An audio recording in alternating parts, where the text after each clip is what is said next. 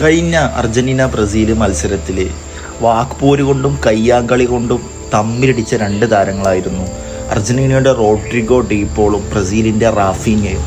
ഒരാഴ്ചയ്ക്ക് ഇപ്പുറം ക്ലബ്ബ് തല ഫുട്ബോളിലേക്ക് വന്നപ്പോൾ ബാഴ്സലോണയും അത്ലറ്റിക്കോ മഡ്രിഡും നേരിട്ട മത്സരത്തിൽ 1-0 ബാഴ്സലോണ വിജയിച്ചതിന് ശേഷം ഡഗ്ഔട്ടിൽ വെച്ചിട്ട് ഈ താരങ്ങൾ തന്നെ പരസ്പരം അങ്ങോട്ടും ഇങ്ങോട്ടും ജെയ്സി കൈമാറുന്നൊരു മൊമെൻ്റ് ഉണ്ടായിരുന്നു. എത്ര സുന്ദരമായിരുന്നു. വെറും 7 ദിവസത്തിനുള്ളിൽ ശത്രുക്കളായവർ മിത്രങ്ങളാവുന്നു.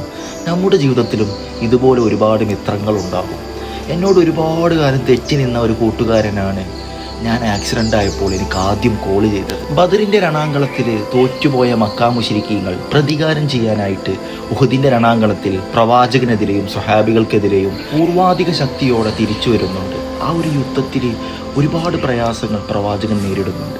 പ്രവാചകൻ്റെ എളാപ്പയായ ഹംസ റളിയല്ലാഹു അൻഹുവിനെ വഹ്ശി എന്നൊരടിമ കരൾ പിച്ചിയെടുത്തിട്ട് വായിലിട്ട് ചവച്ചരച്ച് തുപ്പുന്നുണ്ട്.